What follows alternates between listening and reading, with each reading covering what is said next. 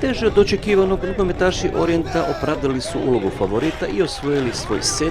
kup Primorsko-goranske županije.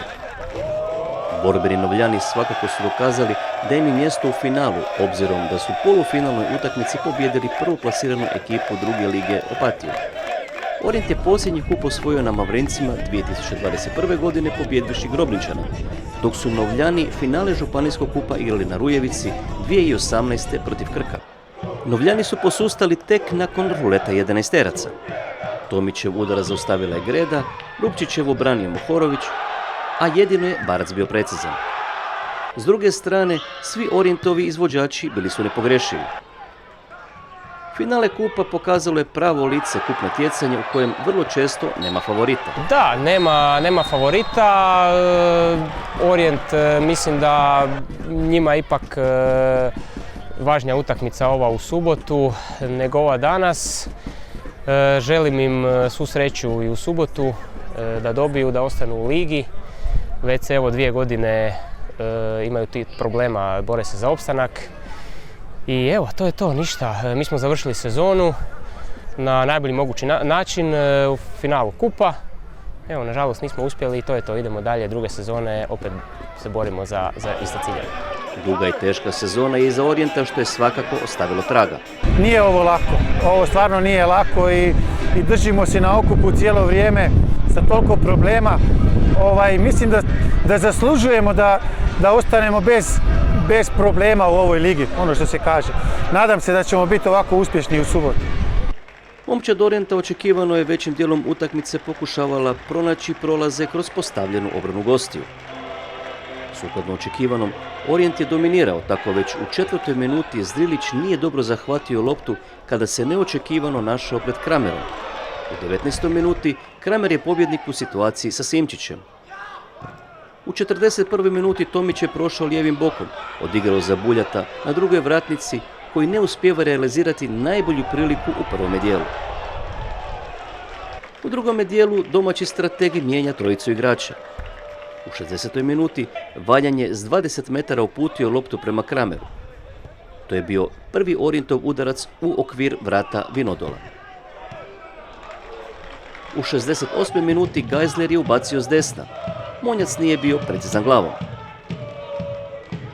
Macaroli je u 71. minuti izmamio pljesak dvama lažnjacima i nepreciznim udarcem sa 18 metara.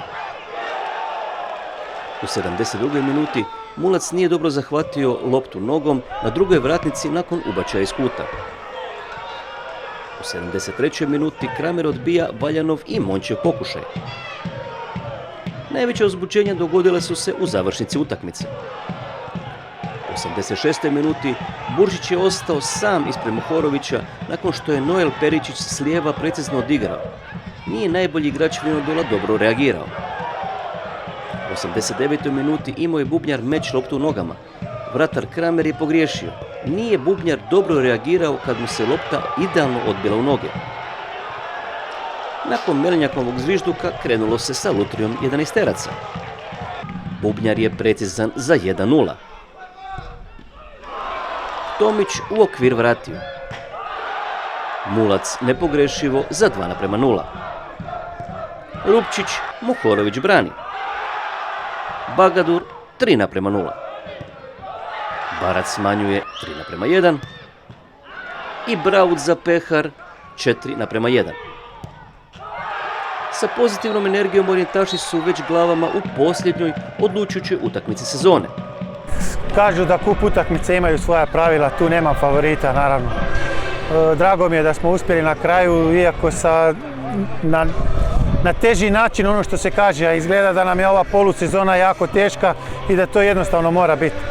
Ali svejedno, evo, uspjeli smo, osvojili smo taj kup i moja glava je već spremna za subotu.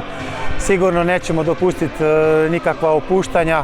Imamo još par dana do subotnje utakmice i hoćemo da u subotu završimo ovu priču do kraja.